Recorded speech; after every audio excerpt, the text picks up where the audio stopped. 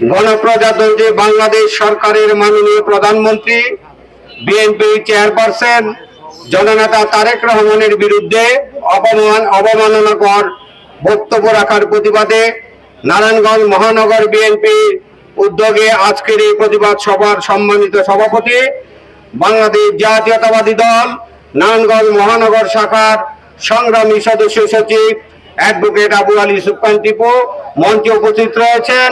নারায়ণগঞ্জ মহানগর বিএনপির যুগ্ম আহ্বায়ক ফতেহ মোহাম্মদ রাজা রিপন, আনোয়ার হোসেন আনু, মহানগর বিএনপি হোসেন, অ্যাডভোকেট রফিক ভাই। প্রিয় ভাইয়ের আমার, আজকে এনসিপি নামক একটি দলের একজন কুলাঙ্গার জননেতা তারেক রহমানের বিরুদ্ধে অবমাননাকর বক্তব্য দিয়েছে। এনসিপি কি? এনসিপির মিনিংটা হলো নেস্টি কমার্শিয়াল পার্টি, যার অর্থ হলো খারাপ বাণিজ্যিক দল। এই খারাপ বাণিজ্যিক দলের কাছ থেকে এই ধরনের বক্তব্য ছাড়া ভালো বক্তব্য আশা করা যায় না। তাদের উদ্দেশ্য হলো মানুষকে ধোঁকা দিয়ে, ভয়ভীতি দিয়ে রাজনীতির নামে অর্থ উপার্জন করা।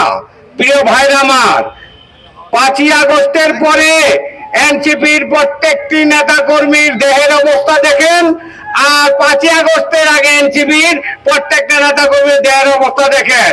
5ই আগস্টের আগে তার দেহ ছিল 74-এর দুর্ভিক্ষের মতো।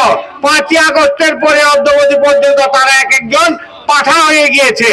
কাজেই আমি বলতে চাই, ওই নাসিরউদ্দিন পাটোয়ারীকে বিএনপি কে নিয়ে নাড়াচাড়া করবেন না, অবমাননাকর কোনো বক্তব্য দিবেন না। বিএনপির ইতিহাস পড়ে দেখেন, প্রিভিয়াস রেকর্ড কি রয়েছে।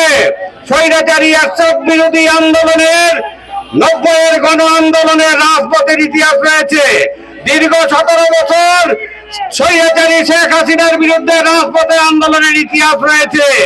কাজে আমি বলবো, বিএনপি কে কিন্তু ধাক্কা দিয়ে কিন্তু ফেলে দিতে পারবেন না।